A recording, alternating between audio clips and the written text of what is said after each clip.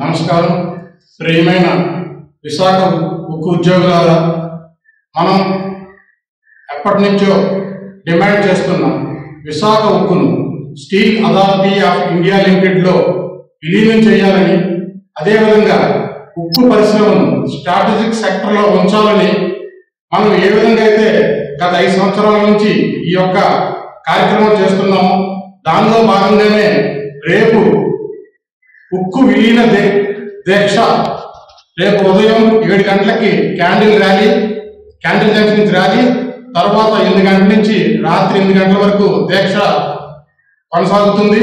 ఈ కార్యక్రమంలో పాల్గొనడానికి ఇప్పటికే SEFI chairman Shri NK Banchor గారు వచ్చి ఉన్నారు. అదేవిధంగా SEFI general secretary Shri Malik గారు కూడా వచ్చి ఉన్నారు. అలాగే Bhilai steel general secretary Shri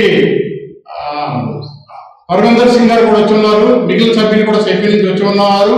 వీరందరూ కూడా మనం రేపు జరగబోయే విశాఖ ఉక్కు విలీన దీక్షకు సంఘీభావంగాను, అదేవిధంగా స్టీల్ సెక్టర్లన్నింటినీ కూడా, స్టీల్ పిఎస్లన్నింటినీ కూడా ఒక పిఎస్సిగా ఉంచడం కోసం వారు చాలా తీవ్రంగా కృషి చేస్తున్నారు. దానిలో భాగంగా మనమందరూ కూడా ఈ కార్యక్రమంలో పాల్గొని భారత ప్రభుత్వానికి విశాఖ ఉక్కును steel authority of India limited లో విలీనం చేయమని కోరడం రేపొద్దున మనం తప్పనిసరిగా దిగ్విజయం చేయడం ద్వారా జరుగుతుందని నేను ఆశిస్తున్నాను. ధన్యవాదాలు. విశాఖ ఉక్కు ఉద్యోగులకు, ప్రత్యేకించి యువ ఉద్యోగులకు, అలాగే రిటైర్డ్ వారికి కూడా స్టీల్ ఎగ్జిక్యూటివ్ అసోసియేషన్ తరఫున ప్రత్యేక విజ్ఞప్తి. మన విశాఖ ఉక్కుని సేల్లో విలీనం చేయాలని చెప్పేసి మనకున్న అన్ని సమస్యలకి, రా మెటీరియల్ సమస్య కావచ్చు, మైన్ సమస్య కావచ్చు, స్పేస్ సమస్య కావచ్చు, ఫైనాన్షియల్ సమస్యలు కావచ్చు, అలాగే వాటి కోసం ప్లాంట్ ఆర్థిక పరిస్థితి ఎలా అయిపోయిందంటే మనకి సరైన సకాలంలో వేతనాలు ఇవ్వలేకపోతున్నారు, పెన్షన్లు ఇవ్వలేకపోతున్నారు, రా మెటీరియల్ లేక పూర్తి సామర్థ్యంతో నడపలేకపోతున్నాము. ఇలాంటి ఇంచుమించు ఐసీయూ స్టేజ్కి వచ్చిన ప్లాంట్కి తక్షణమే ఆర్థిక సహాయం చేసి దీన్ని ముందుకు తీసుకెళ్లాలని, అలాగే విశాఖ ఉక్కుని దీనికి శాశ్వత పరిష్కారంగా RINL సేల్ను మెచ్యూర్ చేయాలని చెప్పేసి మన డిమాండ్, దీర్ఘకాలంలో డిమాండ్ మారిన ప్రభుత్వ పరిస్థితుల నేపథ్యంలో ఇప్పుడు నెరవేరే పరిస్థితులు కనబడుతున్నాయి. అలాగే మొన్న కూడా ఉక్కు శాఖ మంత్రి గారు కూడా వచ్చి ఖచ్చితమైన హామీ ఇచ్చున్నారు దీన్ని విశాఖ ఉక్కుని కాపాడుతామని.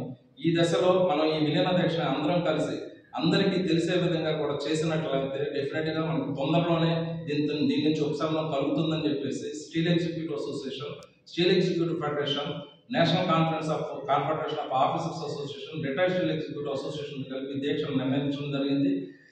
మన గురించి ఇంచుమించు 1000 కిలోమీటర్ల దూరం నుంచి సెఫీ వాళ్ళు వచ్చున్నారు.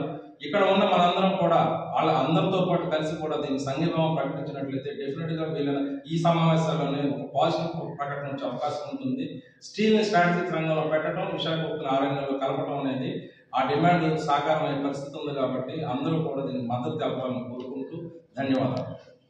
आज SEA, सेफी, NCUA और बाकी हमारे लाइट टीम के साथ हम लोग सेल RINL के रीमर्जर के लिए अपील कर रहे हैं और डेफिनेटली फर्स्ट रिजोल्यूशन हम लोग ने अप्रैल 4, 2021 को लिया था कि जब गवर्नमेंट ने ईस्टर्न सेक्टर, नॉर्थ सेक्टर में स्टील को नॉर्थ ईस्ट सेक्टर में पुश किया था, उस समय से हम लोग ने एक रेजोल्यूशन लिया कि the same way the banks have collaborated, banks को यूनिफाइड करके जिस तरीके से मेगा मर्जर किया गया, the same way we have requested to the government कि हमारा रणनीतिक विलय समायोजन स्टील सेक्टर्स का किया जाए, जो मिनिस्ट्री ऑफ स्टील के अंदर में जितने भी PUs हैं, SEA, RINL, MECON, Nagarnar steel plant, NMDC, KOICL and others, जितना भी कंपनीज है उसका अगर मेगा merger होता है तो that will be beneficial for the growth of the organizations and as well as growth of the country, because steel industry is the backbone of the industry. So आज हम लोग appeal कर रहे हैं from the safety side, from the NCUA side, that all our employees, executives as well as non-executive, should support our movement. और कल एक दीक्षा का समारोह है, उसमें आप सबका सहभागिता बहुत जरूरी है. एक SEA ने जो प्रयास किया उस प्रयास में सेफी NCUA कंधे से कंधा मिलाकर चल रहा है और एक देश को आगे बढ़ाने के लिए, स्टील सेक्टर को आगे बढ़ाने के लिए अच्छा प्रयास. और हम लोग ने सरकार से अनुरोध किया है कि सभी स्टील PSUs का शीघ्र ही मर्जर किया था ताकि इसका बेनिफिट सबको मिल पाए और जितने भी हमारे स्टील पीओज हैं उनका उत्थान हो सके, उनका सर्वाइवल और revival as early as possible है जब उनका मर्जर किया जाए. Thank you very much and I request again to participate in Diksha tomorrow at 8 a.m. to 8 p.m. Thank you very much. Good afternoon.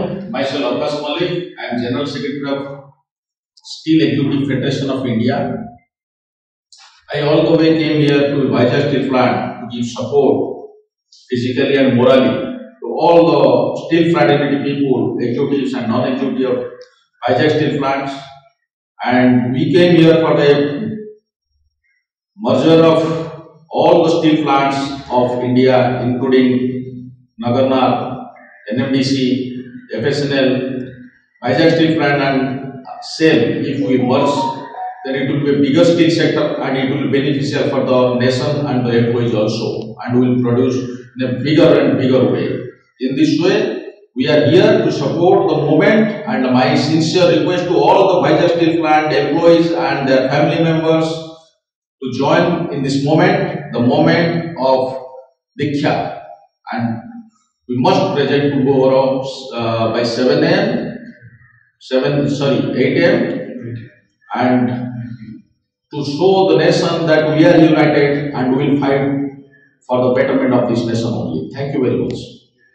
Don't forget to like, subscribe and share the videos.